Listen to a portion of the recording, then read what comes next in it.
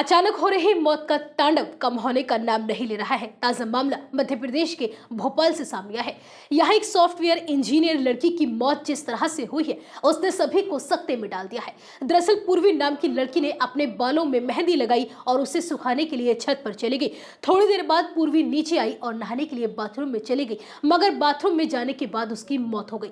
हैरानी वाली बात यह है कि पूर्वी को किसी भी तरह की कोई बीमारी नहीं थी। उसे बीमारी की किसी भी तरह की मेडिकल हिस्ट्री भी नहीं थी। यहाँ तक कि पूर्वी के परिजनों को भी हार्ट संबंधी बीमारी की कोई हिस्ट्री नहीं है। ऐसे में आखिर पूर्वी की मौत कैसे हुई, ये किसी को समझ नहीं आ रहा और पूर्वी के परिजन भी यही सवाल पूछ रहे हैं कि आखिर ये सब कैसे हुआ। बताया जा रहा है कि नोएडा में रह रही पूर्वी पेशे से सॉफ्टवेयर इंजीनियर थी। 6 महीने पहले ही पूर्वी का पति आशीष काम के सिलसिले में फ्रांस चला गया था और पूर्वी अपने मायके भोपाल आ गई। मगर तभी पूर्वी के साथ कुछ ऐसा हुआ जिसे देखकर हर कोई सकते में आ गया। बताया जा रहा है कि पूर्वी के देवर की शादी आने वाली 6 फरवरी को थी। फरवरी में पूर्वी की 11 महीने की बच्ची का भी पहला जन्मदिन था। इसी को देखते हुए फ्रांस से पूर्वी का पति जल्द भारत आने वाला था। बीते मंगलवार के दिन पूर्वी अपने बालों में मेहंदी लगा रही थी। इस दौरान वह छत पर चली गई और मेहंदी सुखाने लगी।